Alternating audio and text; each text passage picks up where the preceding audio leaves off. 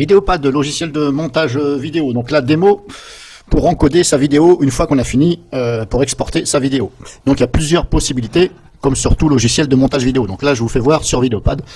C'est le logiciel que j'utilise à 90% pour faire mes montages vidéo. Voilà. Si éventuellement vous vous demandez avec quoi je fais ça avec Vidéopad. Je ne fais pas de montage vidéo poussé, avancé. Donc ça suffit largement. Il est très bien, pratique, simple. Il y a tout ce qu'il faut. Voilà, donc je travaille avec celui-là. Donc là, je vais vous faire voir comment, par exemple, là, j'ai pris une vidéo sur Internet, voilà. Donc maintenant, admettons que j'ai fait mon business, voilà, mes vidéos, j'ai coupé n'importe où, voilà. On fait comme si que j'avais coupé, machiné, j'avais ajouté des choses. Vous avez plusieurs possibilités. Donc pour exporter la vidéo, on clique ici sur exporter. Et là, vous avez déjà vidéo sans perte. Donc qu'est-ce que c'est la vidéo sans perte? Ça veut dire que ça va tout simplement reconstruire le fichier bien sûr, de votre ici timeline. À condition, ça fonctionne uniquement à condition que ce soit les mêmes nombres d'images. Admettons, vous avez mis plusieurs vidéos. Voilà, vous avez coupé, vous avez rajouté des espèces de, on va dire des gifs, etc. Mais le problème, c'est que si le nombre d'images n'est pas respecté dans chaque vidéo que vous avez ajoutée, etc., ça ne pourra pas donc exporter en vidéo sans perte. Parce qu'il faut que toutes les vidéos que vous avez mis ici dans la chaîne de montage correspondent au niveau des images, au niveau du codec, etc. Donc ça vous coûte rien d'essayer. Par contre, si vous êtes sûr que vous avez par exemple mis qu'une seule vidéo, là vous avez fait un tuto, vous l'avez mis ici, et vous avez simplement fait du découpage et supprimé les parties indésirables, là ça va fonctionner. Là normalement ça devrait fonctionner. Puisque si là j'ai mis juste une vidéo, je n'ai fait aucun découpage, donc si je fais vidéo sans perte, vous voyez, il me propose. Voilà. Donc là je lui dis soit, voilà, en général je fais ordinateur local. Et là, soit vous laissez par défaut, ou soit vous essayez de ici régler. Voilà. Pour les réglages, donc, par exemple, bon, nom du fichier, ça c'est vous qui voyez. Emplacement, enregistré au dossier, pardon, l'emplacement de création. Donc là, il me dit dans C, user, machin, vidéo. Donc moi, je le mets toujours dans un autre disque dur ou une autre partition que la partition là où est Windows. Voilà, c'est tout simplement pour éviter qu'il y ait trop d'écriture du côté de la partition de Windows et pas assez de l'autre côté. Ou éventuellement, plus du côté du disque dur de Windows que l'autre. Donc moi je préfère toujours l'autre partition ou l'autre disque dur, voilà, de façon à ne pas que ce soit toujours le même disque dur qui soit sollicité. Ensuite vous avez ici pré-réglage. Donc là c'est à vous de voir, hein. Hop, soit en YouTube en 720, machin, etc. Format du fichier pour MP4, par exemple. Admettons là je dis tiens je laisse comme ça. Donc là on va voir si ça fonctionne. Je laisse tout comme ça, il me dit fréquence d'image, etc. Voilà, donc là je vous laisse lire. Là admettons je le fais, par exemple c'est dans vidéo. Si je fais créer, là ça fonctionne, vous voyez c'est très rapide. Voilà, hop, je vais annuler, parce que, comme je vous dis, ça ne réencode pas, ça reconstruit le fichier. Donc là, ça a fonctionné. On a vu que ça a fonctionné par défaut. Et c'était en MP4. On va recommencer, exporter la vidéo sans perte, ordinateur, local. Maintenant, je vais changer. Je vais mettre ici, je vais pousser le bouchon, je vais dire du .flv. Voilà, je lui dis, mets-moi ça en FLV, et je vais créer. Là, ça fonctionne aussi. Par contre, vous voyez, c'est un peu moins rapide. Vous voyez, là, ça met un peu plus de temps. Alors là, je ne sais pas si vraiment il réencode ou alors il change simplement l'extension, etc. Donc là, on voit que ça fonctionne aussi. On va réessayer maintenant, sans perte. Donc, on va laisser... Non, je vais encore changer, je vais mettre du avis. Et je vais changer ici la fréquence. Voilà, je vais faire des essais. Je vais changer la fréquence. Là, il me dit 25. Allez, moi, je vais lui dire 30, constant en 30. Voilà, on va voir si ça fonctionne. Ça fonctionne toujours. Apparemment, ça fonctionne. Mais vous voyez, c'est moins, ça va beaucoup moins vite. Donc là, est-ce qu'il réencode vraiment? Je me demande, puisque ça va moins vite. Bon, là, vous avez vu, ça fonctionne quand même. Maintenant, par exemple, on a autre choix. Exporter la vidéo dans un fichier. Un fichier, ça veut dire un fichier. Donc là, pareil, je vais lui dire sur un autre disque dur. Alors, par contre, quand vous sélectionnez un autre disque dur ici, donc moi je vais mettre le Z, puisque j'ai deux disques durs ici dans le Z, voilà. Je clique sur enregistrer. Là, ça ne va pas rester en mémoire. C'est-à-dire qu'à chaque fois que vous allez fermer le logiciel et réouvrir, ça va retomber par défaut sur le C vidéo. Bon, je n'ai pas trouvé comment remédier à ça, puisque de toute façon, j'ai essayé, ça ne veut pas. À chaque fois, ça me met dans le C, par défaut, ça revient. Donc c'est un petit peu agaçant, mais bon, voilà. Donc maintenant, là, je lui dis, bah là c'est la même chose, sauf que bah là vous faites vos réglages personnels, tout simplement. Donc vous avez le choix, ici la taille, etc. Fréquence d'image, c'est à vous de voir, donc je ne sais pas ce que vous voulez. Pré-réglage, vous avez ça. Alors après, réglages, ce sont des pré-réglages, hein. C'est-à-dire que ça va tout modifier ici. Si là, c'est en 1220 par 720, si je commence à lui dire YouTube HD 1080, vous voyez, ça a basculé. Donc ne confondez pas pré-réglage et là.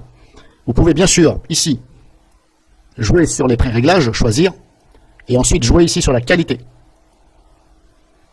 Vous avez aussi la qualité. Et le codec, bien sûr. Le codec qui est là, mais vous pouvez régler aussi là.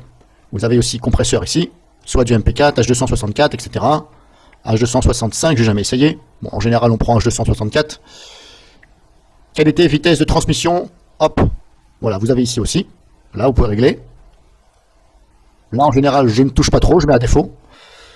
Ça vous coûte rien, vous, de votre côté, d'essayer. Vous faites des tests sur la même vidéo.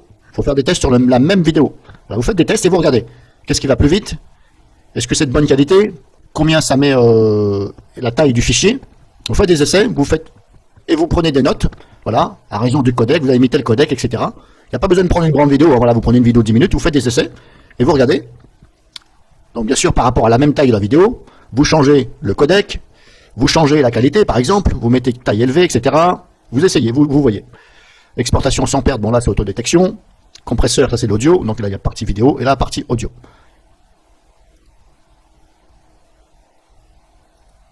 Donc si je me remets là, par exemple, hop, là on a ça. Exportation sans perte, on a ça.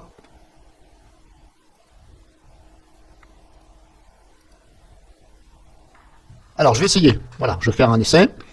Je vais jouer là-dessus. Qualité taille par défaut. Alors moi par exemple je vais mettre qualité taille plus élevée. On va essayer de faire ça. Ok. Donc là, si j'ai une qualité taille plus élevée, ça m'a mis quoi?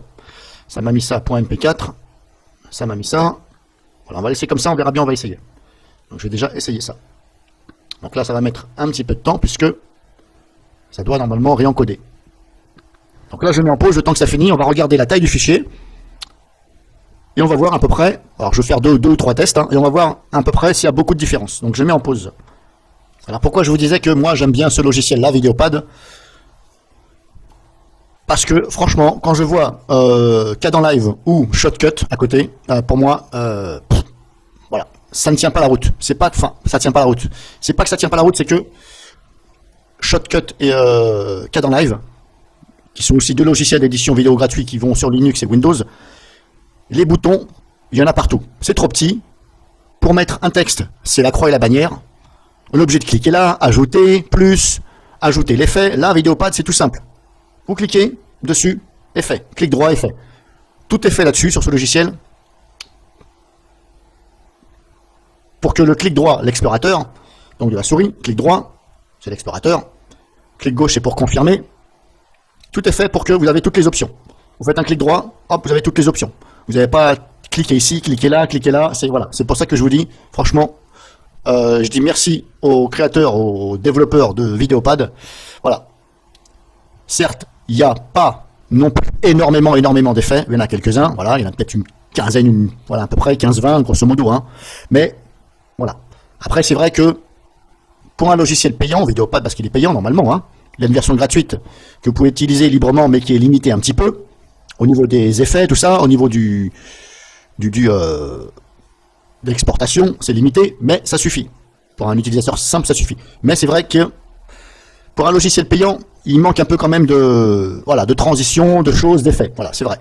Mais voilà, après, il faut savoir ce qu'on veut. Mais franchement, côté pratique, j'ai jamais trouvé mieux. C'est pas que j'ai pas trouvé mieux, c'est que Filmora aussi est très bien. Filmora est très bien aussi.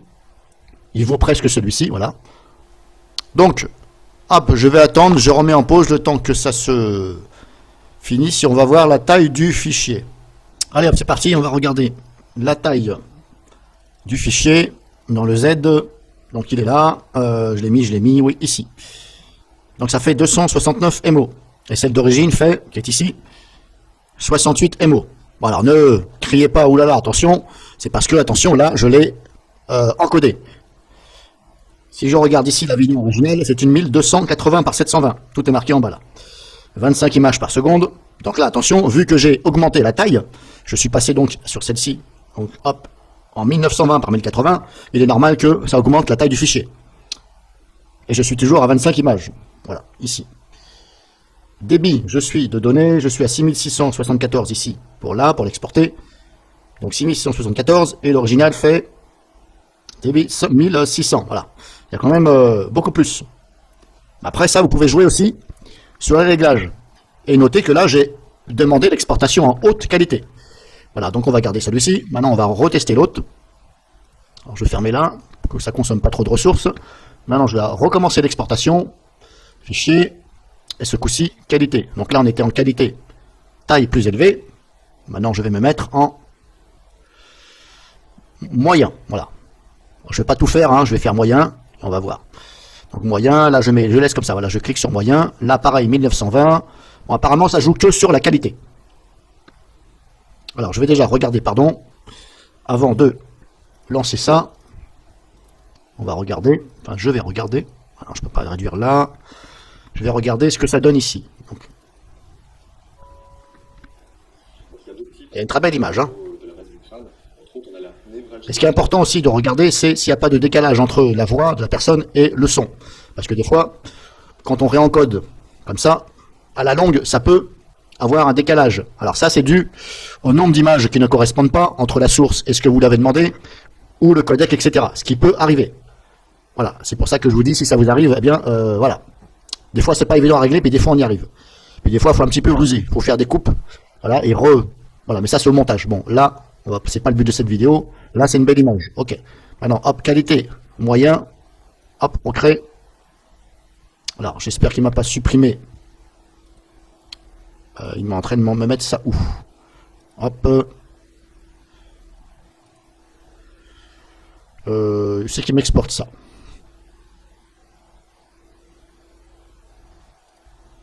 Je vais voir s'il n'est pas en train de me retirer l'autre. Normalement, non. Non, c'est bon. Elle est là, et celui-ci, c'est celui qui est en train de se faire. Donc là, pareil, je remets en pause. Et on va regarder ce que ça donne. Et notez aussi au passage que, vous avez vu Vidéopad, si je veux réduire indépendamment la fenêtre de l'encodage, contrairement à la fenêtre générale du logiciel, je peux. Donc là, il vaut mieux minimiser. Voilà, si vous avez un PC pas trop puissant, quand vous encodez, si vous voulez gagner un petit peu en ressources au niveau du graphisme, du fait que ça encode, eh bien, vous minimisez celle qui est derrière. Voilà, c'est une petite astuce. Vous pouvez aussi faire les deux, hein, voilà. Mais bon, en général, celle-ci, c'est pas trop. Mais au moins minimiser, voilà. Si vous avez éventuellement, vous ressentez des faiblesses, eh bien, il faut minimiser celle qui est derrière. Donc, je mets en pause et on va voir la taille. Hop, donc, deuxième verdict. Alors, j'avais dit la vidéo. Alors, c'est celle-ci. Alors, ce coup-ci, elle fait 98 MO, vous avez vu? C'est nettement moins que celle-ci, hein. 269 contre 98. Là, pareil. Je la sélectionne, on voit ici. Et ce coup-ci, le débit de données, il est à 2367. Voilà, en fin de compte, ça baisse la qualité. Quand on parle de débit de données, etc., c'est la qualité. Kbit là par seconde, c'est la qualité. Voilà. Donc là, vous avez vu, c'est pour ça que c'est moins volumineux. Si je prends la 269, on est à 6000 et quelques. Celle-ci, 2300. Mais si je mets en lecture, vous allez voir que l'image n'est pas dégueulasse du tout. Ah, faut pas hésiter. Faut pas hésiter à la visionner sur plusieurs endroits, parce que des fois, si vous baissez trop en qualité, il peut y avoir des parties de la vidéo où ça, c'est un peu, voilà. Je sais pas si on dit dépixelisé, mais voilà, on voit un peu les pixels qui, voilà, comme si qui voulaient partir là. Ça peut faire ça. Hein. Donc après, comme je vous dis, il faut faire quand même des tests. Hein. Tout aussi se joue sur la qualité de la vidéo originale. Ça ne veut pas dire que, par exemple, si vous mémorisez que ça, c'est bien. Ça ne veut pas dire qu'il va falloir faire toutes vos vidéos, les exporter avec la même qualité. Parce que si la source est tout pourrie, eh bien, plus c'est pourri, plus vous aurez du pourri. Surtout si vous vous descendez trop en qualité. Donc là, ça joue sur la taille, ce qui est normal. Maintenant, si je prends carrément, on va refaire un autre test. Pareil, exporter la vidéo. Vidéo sans... Non, c'était pas vidéo sans perte, pardon. Ce coup-ci, je vais changer ici le codec. Voilà, maintenant je vais lui dire du avis. Je vais lui dire du avis. Qualité de taille. J'avais dit. Ah, là, je ne peux pas. Si je remets MP4. Voilà, vous avez vu, là, c'est pas la même fenêtre du tout. Là, je peux jouer sur la qualité, ici. Mais si je lui dis du AV, hop, là, c'est pas du tout la même fenêtre. Là, par contre, on peut jouer sur paramètres de... Ah bah si, vous avez vu, c'est un peu différent. Il faut passer par là, après. Alors, je sais pas pourquoi ça fait ça. Paramètres de compression. C'est pas la même fenêtre qui vient, mais voilà, ici, on le retrouve ici. Donc, qualité taille moyen, qualité faible, taille petite. Alors, bien sûr, ça porte bien son nom, hein, qualité faible, taille petite. Alors, ça veut dire la qualité de la vidéo sera faible. La taille du fichier, le volume, hein,